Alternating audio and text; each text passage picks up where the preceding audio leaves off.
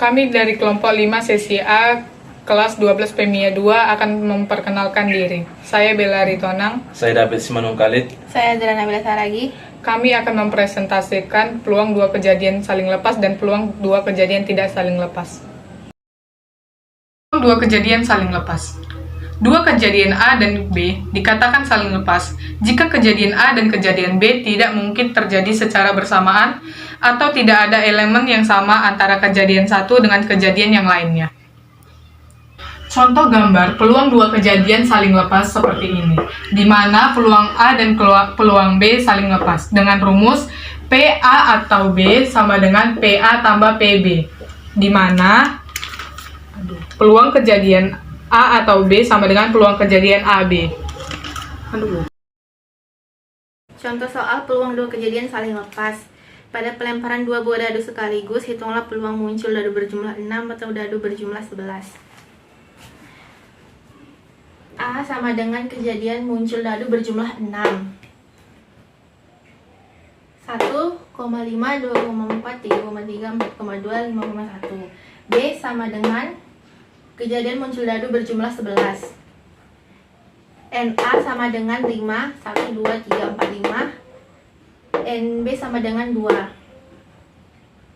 Maka masuk ke soal PA sama dengan 5/36, PB sama dengan 2/36. 36 nya ini dari mencari peluang itu sama dengan NA tambah NS. NS nya itu banyak sebuah kemungkinan.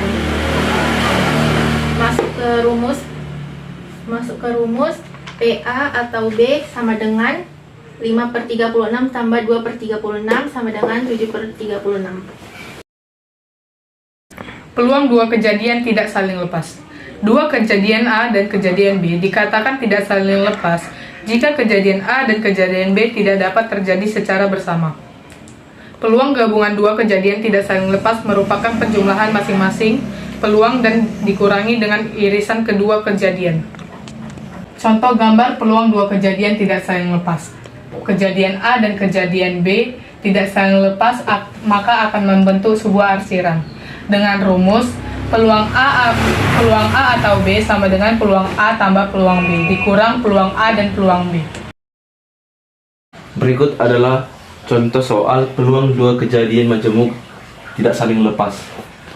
Soalnya adalah dalam sebuah kotak terdapat 10 lembar kartu yang sama diberi nomor 1 sampai 10. Jika diambil selembar kartu, berapakah peluang terambilnya kartu bernomor ganjil atau prima?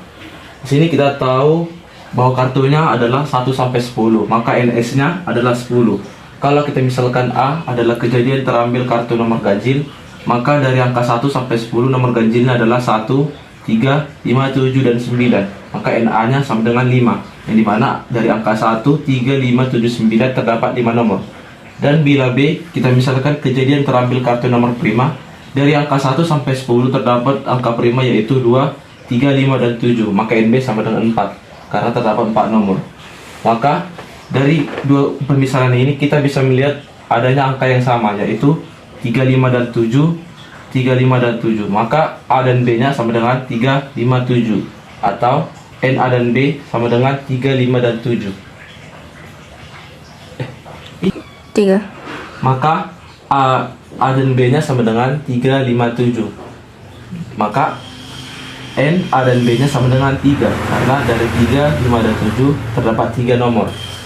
Bila semua didapat, kita masuk ke rumus pokok, yaitu peluang A atau B sama dengan peluang A ditambah peluang B dikurang peluang A dan B.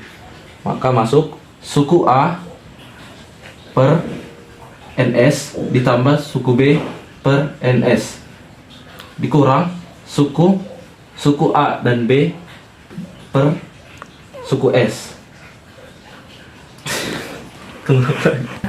Maka peluang A atau B sama dengan peluang A ditambah peluang B dikurang peluang A dan B sama dengan peluang A per NS ditambah peluang B per NS dikurang peluang A dan B per NS.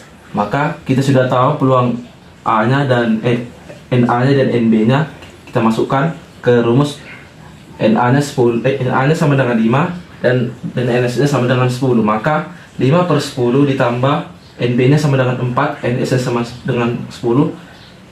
4 per 10 dikurang N, A dan B-nya sama dengan 3. 3 per 10 masuk ke rumus NS sama dengan 6 per 10. Dari 6 per 10 kita sederhanakan menjadi 3 per 5. Jangan kok bikin. Sekian presentasi dari kelompok kami. Bila ada kesalahan dan kekurangan, mohon dimaafkan. Terima kasih.